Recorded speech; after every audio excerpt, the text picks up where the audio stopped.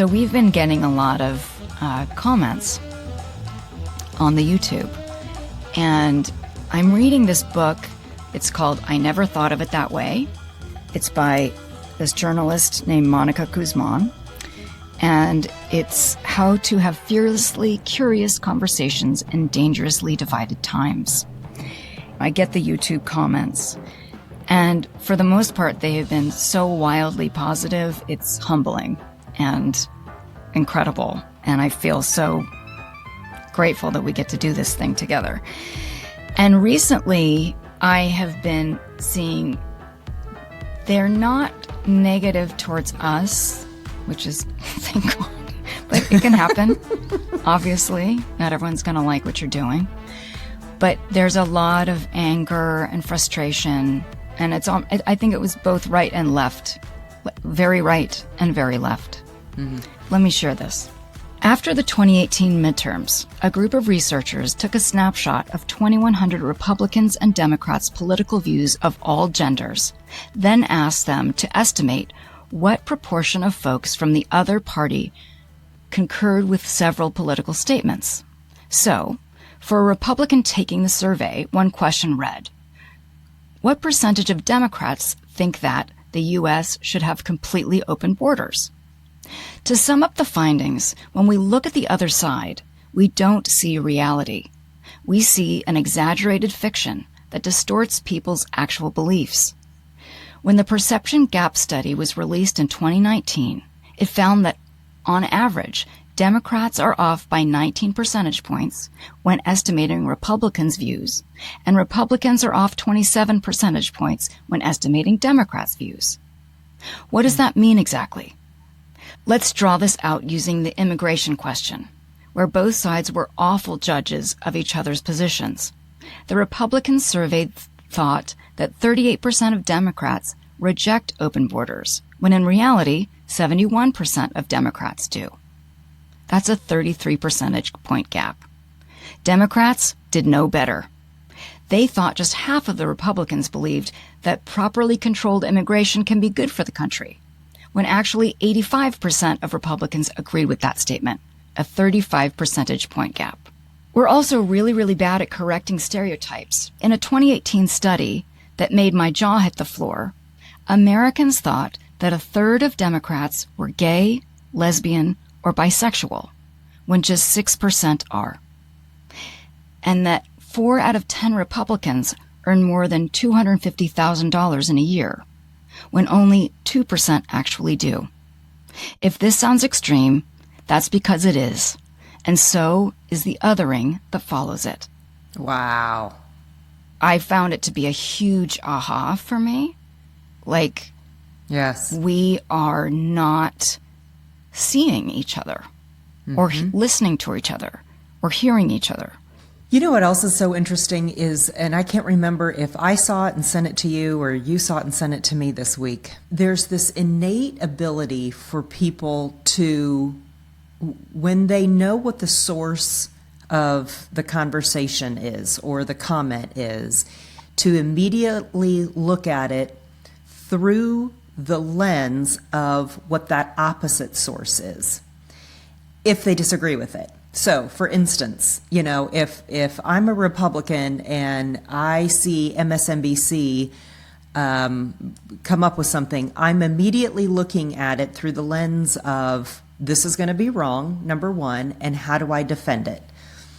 And I'm sure the opposite is true as well. So what we're doing is we're almost like putting our guard up immediately, like with our armor, like ready to fight, instead of, if you didn't know the source and you're just having a conversation with a friend and you don't think that there is a bias there, or if you think it's just a innocuous conversation, that you're able to look at that and really disseminate the information. It's amazing that we have already geared ourselves up for a debate before something even comes out of somebody else's mouth.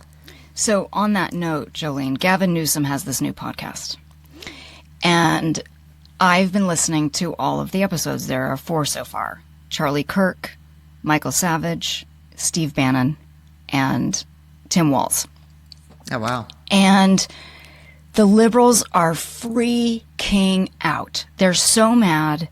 He's already got like a 2.8 rating on Apple Podcasts, which is kind of the worst you can do. And then Isaac on Tangle on Friday did just a podcast, an 11-minute podcast, actually defending Gavin by saying, you know, I've listened to a couple and they're actually pretty great. And he's trying to listen. And the liberals are freaking out, like, why are you giving any of these people a platform? And blah, blah, blah, blah, blah, blah, blah, blah, blah. Well, one of my suggestions today was to actually start listening to this podcast. I listened to this Steve Bannon one yesterday. And it was an exercise for me of like, I'm going to pretend I don't know who this guy is. And there were certain things that I was like, well, first of all, he was so smart. And there were things that totally disagreed with him. And then there were things that I completely agreed with. Wow. Now, I know he was playing nice. But so they're both playing nice, and that's what Gavin's getting shit for. And what's wrong with that? How dare you? Right. But I'm like, you know what? We have to talk to each other. I think Trump has done this to us. You know, Trump has made us so defensive, has made Republicans defensive and Democrats offensive, because it's just, I mean, there's just so much battling. And well, in this book, they call it othering, which I think is really interesting. I'm going to say it's not just Trump, but social media has too, like our algorithms. So it's this us and them. And they also call it siloing, so that you're just communing with only your people. Mm-hmm. And then that other side becomes huge, and you can't possibly talk to them, or they would never understand me. You know, if we're talking about authoritarian regimes, it starts to your world. I don't care if you're Democrat or Republican. I'm not. Let's just go here together. Like, it starts to get really, really small. These are the things that you've chosen, but we're just feeding it to you. And that's what you get.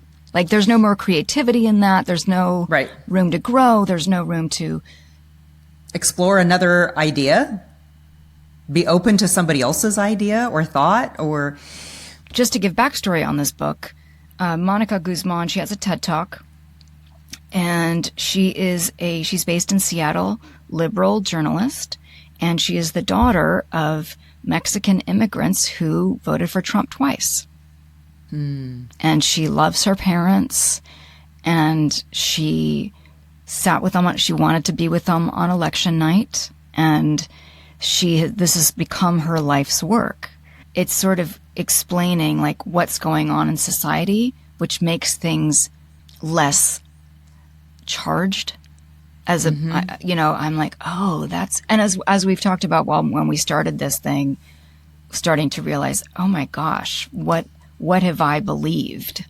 Yeah. Like when I've read this article or seen this pundit and and now I'm like taking it in a different way. Well, I mean, I think this happened to you and I this week when we were talking about another topic, you know, what should we do the next podcast on? And you came up with something, and I said, I don't know how I'm going to defend that. And you pointed out to me, you go, wait, why do you think you need to defend it? And I went, oh, wait, no, that's not what we're doing here. Yeah. And my initial inclination was I need to read more about what that is so that I can defend it. And instead of, okay, no, really, truly, what do you believe? Yeah. Which it was so fascinating when you said that too, because I've not felt that way in any of these podcasts. Like, I'm on this side and you're on that side. Right. But it made sense. I mean, I'm glad it happened, those happy accidents, because then you can look and go, oh, wait, that was my reaction in that moment, that I'm supposed to defend these people instead of, because we're all complicated. In terms of the YouTube comments, in terms of posts, that the most action a post gets are if there's one of two words, the word liberal or the word Biden. And it's like a 62% rate or like jump in activity. And I found it wild because our last episode that dropped, which is going to be weeks, by the time this airs, it'll be weeks ago, was what is a conservative and what is a liberal? And that video on YouTube has gotten more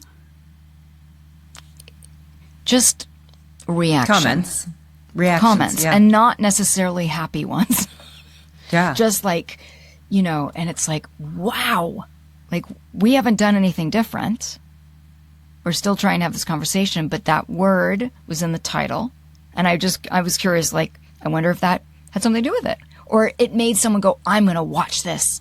And like you're saying, it like with your own lens, you're not watching it to say, oh, I'm curious. Mm-hmm. It's, I'm going to prove, like, you tell me and I'm going to tell you the opposite or whatever.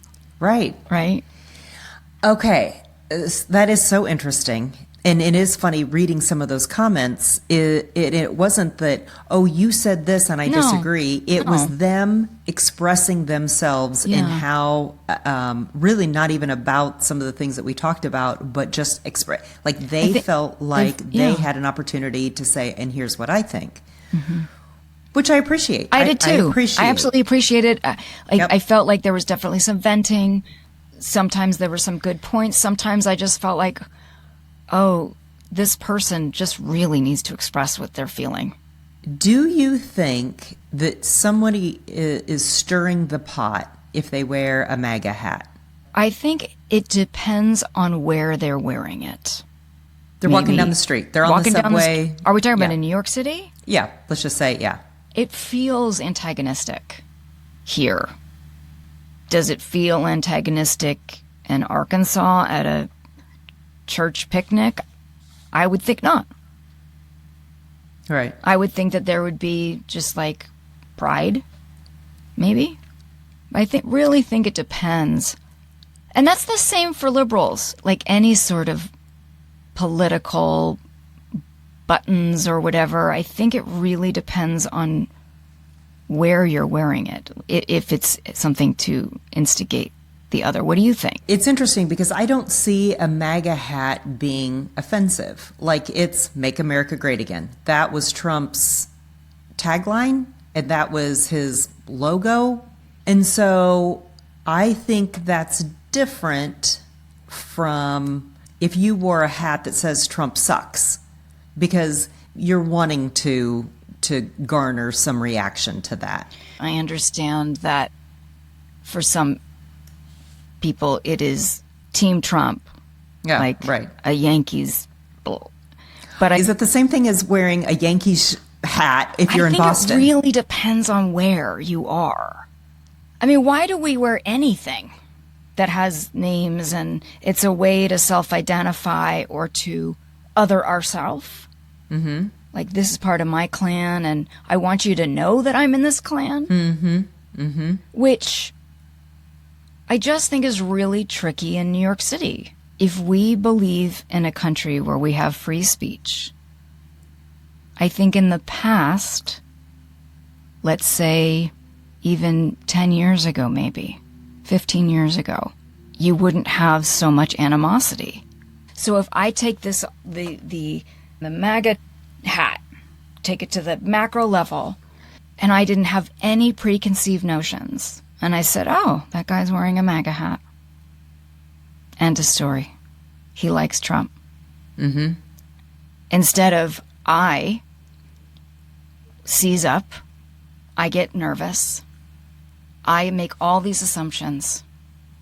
He hates me, he hates women, he hates black people, he hates gays, he, like, whatever, like, I've all the list that has, I'm just giving that hat a lot of power. Yeah. And I'm not asking that person. And I might be afraid to ask that person because of all these decisions that I've made about this person. Yeah. If I'm on a subway, I'll be honest, and there's a group of people with MAGA hats on, I get a little nervous instead of being curious and saying, hey, what are you guys doing here? Mm-hmm. Like, because to be fair, they're usually not living in Manhattan. That's a pretty good guess, but maybe they are. Like, I just made another assumption. Okay, but if they didn't have MAGA hats on, would you still be inclined to say, hey, what are you guys doing here? Yeah. I mean, when you're on a subway, you always can tell who's the out-of-towners. Yeah. They're always so much cleaner than us. Like, they're just bright and shiny. They're bright and shiny, and they're sweet, and they look a little bit lost. A little bit lost and a little bit excited. They're not angry. It or not, New Yorkers love helping. We love helping. For those of you that have never been here, we love helping. And so when you see a lost tourist, you're just like, how can I help you? And they're like, what? And they're a little bit, but I would absolutely be more inclined to talk to them if they didn't have the MAGA wear on, because I'd be scared that they were going to pick a fight with me, which is where we are in this society. So is this why, Congress is at its all-time lowest approval rate? What a mess. Just as a body, Yes. not Yes. Democrat, Republican. Is this why that we can't get anything done because both sides are digging their heels in? Again, I've barely read this book, but there was another thing that was really cool that I was going to share with you. I think this is fascinating. Now, I know you love your Newt. Okay. Oh, I do love Newt. But hold on. Gingrich. Now, work with me here because this is something that I think you'll find interesting. Okay. All right. In 1995, Newt Gingrich changed the way Congress ran itself. So work with me here. Okay. And this is part of what I think is the problem in terms of why Congress isn't working, and one of the many things why we're so divisive at this point, is that he changed it. It used to be that Congress would work, everybody would move to D.C., and Congress would work Monday through Friday, and all of the families of all the senators and Congress people, they'd go to school together, they'd go to the gym together, wives, husbands that were not, everybody socialized together. And you had a lot of cross or bipartisan friendship, a lot, so that you might fight about fiscal, spending on this or blah, blah, blah. But then they went and had dinner together. Or like this wife and this wife were great friends, right? Okay. Which kept it human. And in 1995, Newt Gingrich changed it so that the Congress now comes in 3 days a week for incredibly full days. Everybody commutes. The reason being, according to this book, was because they were concerned that they were getting out of touch with their constituents and that someone could run against them and outseat them because they knew what was going on in their world. They were back home and talking with everybody. Which again, to me, is like, are you serving the people or are you serving yourself? So now they're in this situation that they all fly in and pack. Like, it's not about any sort of lifestyle. They're going, morning till night, packing in as much as they can, and then they go home. So that is from 95 to now. What is that, 30 years? 30 years. Yeah. Congress has changed, and there are so much less room, and there are friendships. Because that stuff matters. You might fight about somebody about a bill, and then you're taking a steam with them. No, that's, I mean, and that's like true you're just in business. Living your life. Right. Or you might have a laugh together. Yep. In business, it's not about the business that happens during the day. It's what happens in a trade show. You go out and you hang out with somebody at a bar, or you go play top golf or whatever. Right. That's when the connection happens, and people are like, oh, you know what? Yeah, maybe I do want to buy your product because I like you as a person. Right. Or if it's a bill, well, you know what? Let me take another look at it and see how we can compromise. Right. So his intent was not to have to move families. And yes. So I understand like that, what the repercussions are of that. And well, that because is so now interesting. it's just another way, take it 30 years in, that we have othered each other I read an article, and I don't know, maybe it was even CNN this week, how people are afraid, Republicans are afraid to rock the boat because if they get retaliated against, that they'll get primaried and Well, and that's the thing, and that's where we are, right, Jolene, is that you're not finding leaders that are really just wanting to lead, and if they lose, they did their best for our country. Yeah. And I guess that's completely idealistic. It's what I want for our country. If I'm going to be proud and a patriotic person, like, that would be so cool that you did your best and didn't worry if it was unpopular, if it was if you felt it was the right thing to do. The people are just so afraid. They're afraid to stand up to, I am sure that there are Republicans right now that are not happy with what's going on with whether it's Musk's overreach or all the, things are going on with law firms, as I told you about, and trying to impeach judges. I mean, there's got to be people on the Republican Party that would like to say something and are terrified because then they'll lose their job. And same with the Democrats. I think part of that is if you're coming, let's say you're Joni Ernst from Iowa, and your job is to make sure that you get what Iowa needs. And that is, you could look at, the bigger picture, but for the most part, your job is to get what for the constituents, for the people in the state that you represent. And so if I'm Joni Ernst, the things that I really want to get done are A, B, and C, and I've had to make a deal because this is the stuff with Congress. I mean, it's all deal making behind closed doors. And if you vote for my bill, I'll vote for yours. And so if she wants to introduce a bill for this subject, and she's got to make sure, though, that she's got people on board. And so it's such a popularity game, and it's a give and take, and not in a good way, but in a, what are you going to do for me? And that's where the system is so screwed up that you could have the best intentions, and you could be, driven by your morals to, I'm going to go to Washington, D.C. and change the world. And then once you get there and you learn, well, the lobbyists are, have... And isn't it so much about fundraising? They're and it's obsessed. all about money. Yeah. Right. And so if these are the people that will say, you know what, I got $1 million towards your reelection campaign because you're up for reelection next year. I got $1 million if you will vote for this bill. And you're like, okay, because I can't get my stuff done unless I have this money and I can run for reelection. And I mean, it's a screwed up system.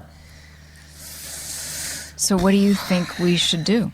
We've got to continue to talk. The whole lobbyist industry, I just think, is screwing things up. Because if you weren't so gung-ho about running for re-election, that maybe you could get some more work done too. So does that mean term limits? Maybe. Well, and that's, because you always find that when the politician decides that they're going to retire, all of a sudden they become way more ethical. Whatever side they're on, they're actually voting their conscience instead of trying to save their job.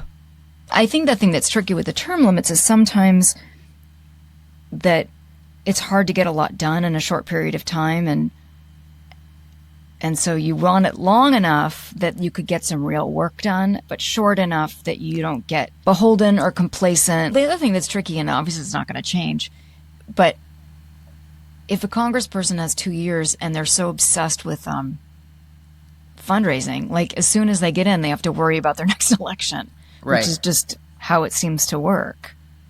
I don't know. Do you make... If I was making the rules, Jolene, I would say you get to have 4 terms as a congressperson, so 8 years total. And as a senator, that you get 2. 12 years. Because that you could really create some change, but then you pass the baton. I'm just constantly thinking about, like, they're all like little kids on a playground. Just like, no, you do it. No, you do it. Just so, it's got to be exhausting. Okay. Well, I think this was a good discussion. Do you? Yeah. Because I think we were able to talk about some things that are getting to the root. I mean, isn't that the point of us talking? Is Yes. that we're trying to really get to the root of what we're feeling, why we're feeling it, the outside influence of social media and the news, and who's paying for the ads on the news, and Right. it's... And in terms of your conspiracy theorists, I mean, because you like a good conspiracy. Oh, I love a good conspiracy. Part of me thinks, to feed this to you, that, where they talked about how Russia got involved in the 2016 election. And if we're dealing with social media and all the propaganda and dividing us, they're in heaven. I completely agree. Right? I'm like, they have America exactly where they want it. Oh, absolutely. Yeah. Oh, absolutely. That there was so much talk about, again, the Russian, could be Chinese, infiltration of our social media. If you look at the bots, again, Yes. of people, I've got somebody who is extremely right-wing, and I look at his social life. media. Yes, in my Yeah. life. And I look at his social media, and some of the people that comment, and he'll say really sometimes ridiculous stuff, but I look at some of the comments then, and you'll see someone with an outrageous comment that is contrary to what his was. And if you click on that person and they've got some really random photos as their profile, and they, it's not a real person, you can go, okay, this is exactly what Russia is trying to do, is they're trying to instigate. They love that we are all fighting with each other. That's right. Because we are both so distracted with each other that shit can go down and we don't even know it. So we need a good wag the dog. Or we need to start talking and getting along and figuring shit out together. Okay, well, there's that too. There's that. Do you have a would you rather? I do. Okay. Do you? I do. Okay, go ahead. Okay, here's my trusty whiteboard. I love it. Would you rather be blamed for something you didn't do, or be given credit for something you didn't do? Oh, blamed for something I didn't do. I know, it's hard.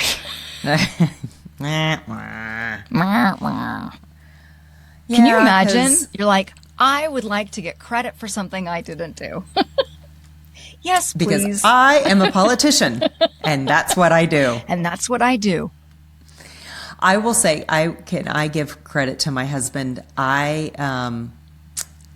commented on this, and I've pointed it out to our girls too, that whenever he did an interview, like after a game or something, or if he had to speak to a group of boosters or whatever, he would always give credit. Like they were like, the running backs had a great game, and he would always say, you know what? It was the O-line that really helped us, and blah, blah, blah. He always did, or, he would give credit to his graduate assistants for doing the research, or, whatever. He always did a really good job of giving someone else the credit when he got a compliment. That's so nice. And that was such a cool quality. And it wasn't anything that we've ever discussed, I don't think. I mean, until I realized he was doing it. And I'm like, wait, do you know you're doing that?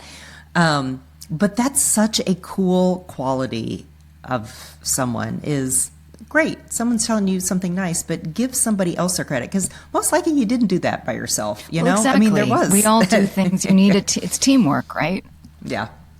That's great. Yeah, totally. That doesn't surprise me. Would you rather have an unlimited clothing budget for the rest of your life, or an unlimited food budget for the rest of your life? So you could buy any clothing ever, any piece of jewelry, any purse, shoes, bag, or... And then it has to come to me. I can't just take the money and do something good. Nope. Or unlimited food budget. So, like that really good Thai food that you had in Thailand, they could Uber Eats it to you, like overnight. Oh my God, that's really good for the planet right there. Fly that pad Thai. Oh gosh. I mean, the best caviar, the finest champagne. I guess food, because unfortunately, and we're going to talk about this on another episode, that a lot of times the most expensive food is the best food for you. Organic and grass-fed and all the things. And we have so many food deserts in this country and so much hungry in this country. So I guess that would be... And you know why I paused? Because I love clothes. No, see, that's why. But you really like great I love food fashion. too. But I don't have a lot of things. That I am very. You're very quality. I don't like a lot of. I don't. I think it's living in New York forever. You just don't have room. And yeah, I like pretty things. I think you're very quality over quantity. Well, yes. My mom always said to do that, and that was such a great thing in theory, but you can't always afford quality. Yeah. Yeah, that was very materialistically a hard one, but I think food, because of the quality of the food. Yeah. Okay, that's a which good is one. another episode about like how gross our food is in America. I can't wait to do that episode because I just read something on LinkedIn that I think is life-changing. Really? Yeah, so I'm just going to tease it. Okay. I'll see you next time. Bye-bye. Bye-bye. We've Got to Talk is produced across the world by the wildly talented, creative, and hilarious team at Bambi Media. Our theme song is Jump Jive Swing by Space Train Unlimited. Thank you so much for listening, and join us every week for another episode of We've Got to Talk.